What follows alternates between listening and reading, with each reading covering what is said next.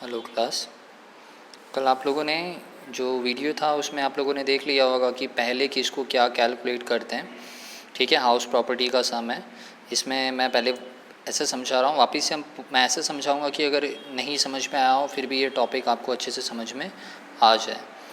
From the following detail, house properties own by, एक assessee है, उसके कुछ घरों की डिटेल दी हुई है। हमें कैलकुलेट करना है ग्रॉस एनुअल वैल्यू एक एक हाउस की। असेसमेंट ईयर है 18 और 19। ठीक है, तो सम कर दें, सिंपल है, पर्टिकुलर लिख लेने का, अमाउंट लिख लेने का, इधर असेसमेंट ईयर लिख लेने का। ठीक है, असेसमेंट ईयर लिख लेने का, जैसे असेसमेंट ईयर दिया हुआ था 18-19, तो जो प्रीवियस ईयर होगा वो 17-18 होगा। सबसे पहले हम शुरू करेंगे हाउस 1 का। ठीक है, तो चलो हाउस 1 ले लेते हैं हम लोग। हाउस 1 में मैंने जैसे बताया था स्टेप टू स्टेप कैलकुलेट करना है, तो मैंने बताया था सबसे पहले आपको कैलकुलेट जो क्वेश्चन में दिया रहता है वो एनुअल वैल्यू दी होती है। एनुअल वैल्यू लेकिन किसके बेस पे से एनुअल वैल्यू दी होती है? म्युनिसिपल वैल्यूएशन के बेस पे से। ठीक है, तो म्युनिसिपल वैल्यूएशन के बेस पे से कितनी दी है? तो क्वेश्चन में आप देखोगे तो म्युनिसिपल वैल्यूएशन के हिसाब से दी है 54,000। हम हाउस 1 कर रहे हैं पहले, तो 54,000 दी हुई है। ठीक है, फिर इसी को हम किसके साथ कंपेयर करते हैं? ये फर्स्ट, इसी को हमें सेकंड दिया होता है फेयर रेंट। याद रखना, हमेशा हमेशा ये किसके साथ कंपेयर होगा? फेयर रेंट के साथ कंपेयर होगा। फेयर रेंट कितना दिया है? क्वेश्चन में दिया हुआ है 65,000। याद रखना, इन दोनों में से जो मैक्सिमम होता है वो आता है एक्सपेक्टेड रेंट। समझ में आ? ये हमें मिल गया हमारा सबसे पहला वैल्यू। समझ में आ? तो हमें एक्सपेक्टेड रेंट मिल गया। यही है हमारा स्टेप नंबर 1। इसी को हम बोलते हैं हमारा स्टेप 1। एक्सपेक्टेड रेंट कैसे आता है?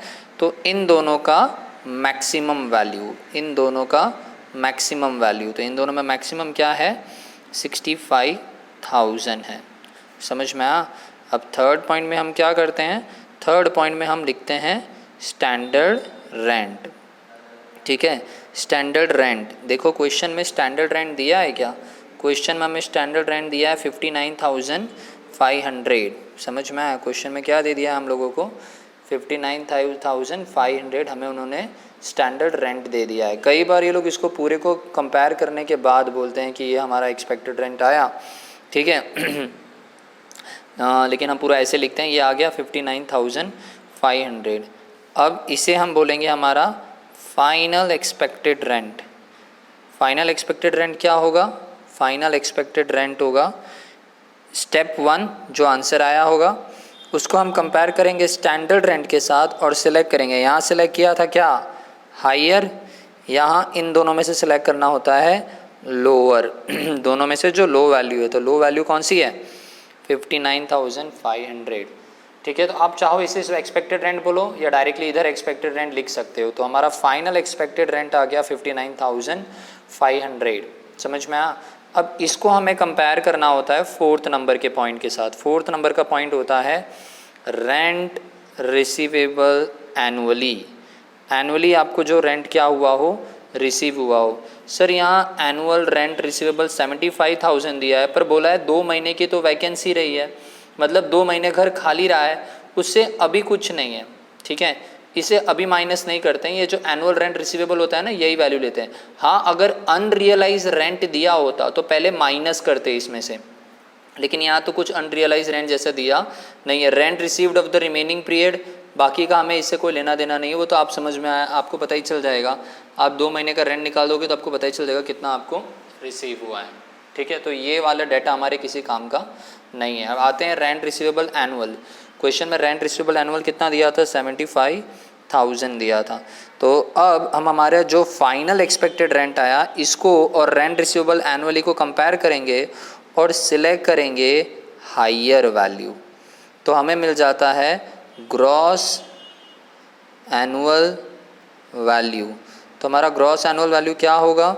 तो इन दोनों में जो मैक्सिमम वैल्यू होगी, तो इन दोनों में जो मैक्सिमम वैल्यू कितनी थी? इन दोनों में से जो हायर वैल्यू होती है उसको हम सिलेक्ट करते हैं। तो इन दोनों में हायर वैल्यू थी 75,000, तो हमारा ग्रॉस एनुअल वैल्यू आ गया 75,000।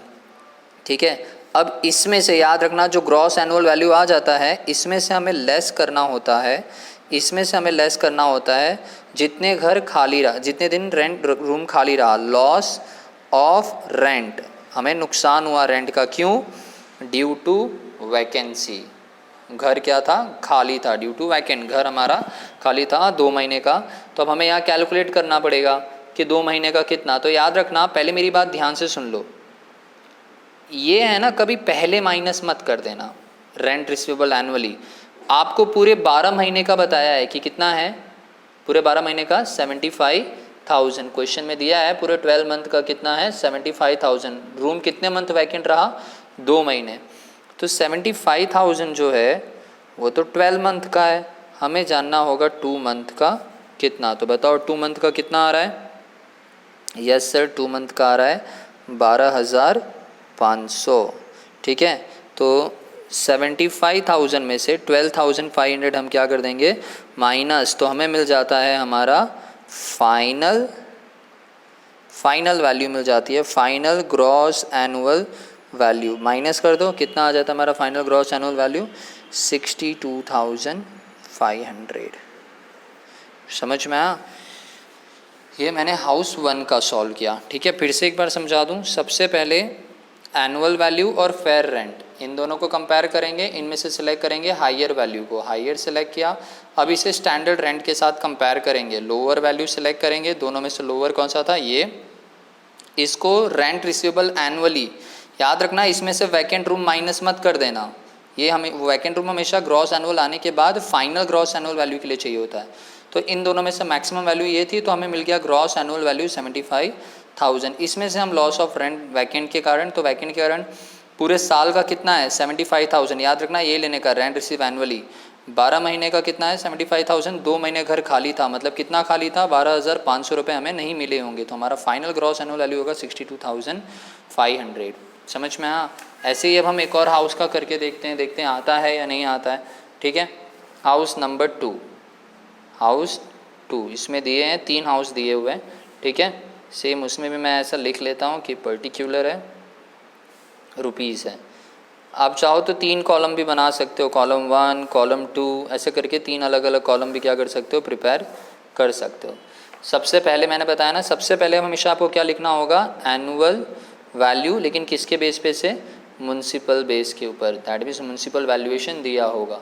तो क्वेश्चन में एनुअल म्युनिसिपल वैल्यूएशन हाउस 2 का कितना दिया हुआ है? 39,000। ठीक है, 1 ऐसे लिखने की भी आदत डालो, किसको क्या बोलते हैं। सेकेंड, हमेशा लिखा जाता है फेयर रेंट। सर अगर सपोज फेयर रेंट दिया ही नहीं होता तो दोनों में से मैक्सिमम तो फिर यही डायरेक्टली आ जाता ना, फिर डायरेक्टली यही आ जाता, पर क्वेश्चन में यहाँ फेयर रेंट दिया है, कितना दिया है? 48,000। तो 48,000 लिखेंगे। दोनों में से मैक्सिमम वैल्यू कौन सी हुई? ठीक है, तो उसको भी मैं स्टेप 1 लिख दे रहा हूँ, आप उसे एक्सपेक्टेड रेंट भी बोल सकते हो। चाहो तो कुछ भी नहीं लिखो, डायरेक्टली आप तीसरा भी कंपैरिजन कर लो, 48,000। ठीक है, अब पॉइंट नंबर 3 क्या आता है? Standard rent. सर अगर स्टैंडर्ड रेंट नहीं दिया होता तो यही हमारा आंसर होता? हाँ, तब हमारा आंसर यही हो जाता आगे।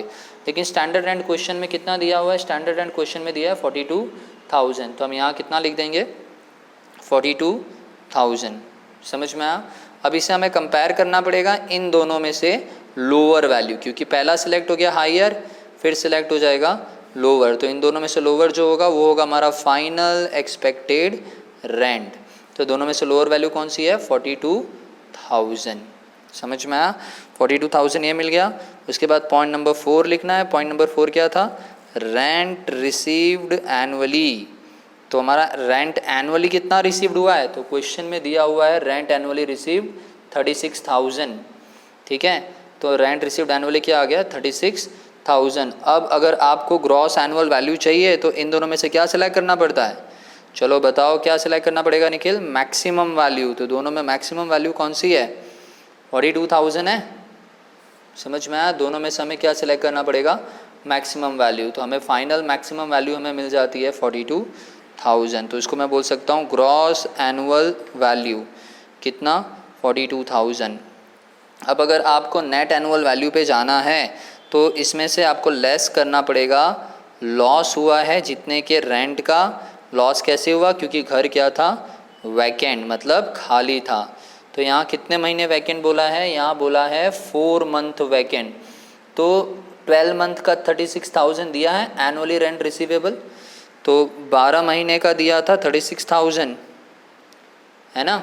हमें कितने महीने का जानना है, घर कितने महीने खाली था, 4 महीने खाली था, तो 4 महीने का कितना हो रहा है बताओ, 12 महीने का 36,000, तो 4 मंथ का कितना हो जाएगा, देख लेते हैं कितना मंथ वैकेंट बोला था, इधर बोला है वैकेंट रहा है 4 मंथ और एनुअली रेंट रिसीवेबल कितना हुआ है 36,000। समझ में आया। चलो क्विकली बता दो कि कितना हो जाता है। 12 महीने का अगर 36,000 होता है सर, कमेंट में बताओ 12 महीने का 36,000, ठीक है, तो 4 महीने का कितना, यस 12,000, 12,000 हो जाएगा ना। देखो सिंपल पता चल रहा है, एक महीने का निकल रहा है 3,000, एक महीने का 3,000, तो 4 महीने का 12,000, तो सेम 12,000, ये 12,000 हम यहाँ से 42,000 में से लेस कर देंगे तो हमें मिल जाएगा final gross annual value. Less कर दोगे तो इस साइड पे आपकी टैक्स अमाउंट में आ जाएगा कितना 30,000, 42,000 में से ग्रॉस एनुअल वैल्यू तो आ ही गया था, उसमें से लॉस ऑफ रेंट का 12,000 गया तो आ गया 30,000, ठीक है। अब थर्ड नंबर का क्वेश्चन देख लो अच्छे से, ये सॉल्व करके आपको मुझे सेंड करना है। जो सॉल्व करके अच्छे से सम नंबर 3 का हाउस नंबर 3 मुझे सॉल्व करके सेंड करेगा अच्छे से करेक्ट अमाउंट के साथ, उसको ही मैं रिपीट कर रहा हूँ, उसी को मैं नेक्स्ट सम का वीडियो सेंड करूँगा। आप मुझे जैसे ये सेंड करोगे विदिन 2 मिनट आपको नेक्स्ट वीडियो तुरंत मिल जाएगा अगले सम का, ठीक है। हाउस नंबर 3 ये आप मुझे सॉल्व करके सेंड करोगे, जैसे ही आप ये मुझे सेंड करोगे, अगर कर लिया है नहीं किया है फिर भी मुझे ये सम नंबर 3 इसका आंसर भेजोगे, मैं आपको within 2 minutes next video send कर दूंगा। जो सेंड करेगा उसी को मिलेगा, ठीक है। अच्छे से समझना है, जो नहीं पता चले आप मुझसे पूछ सकते हो, ठीक है। क्विकली सॉल्व करो और सेंड करो हाउस नंबर 3। Thank you.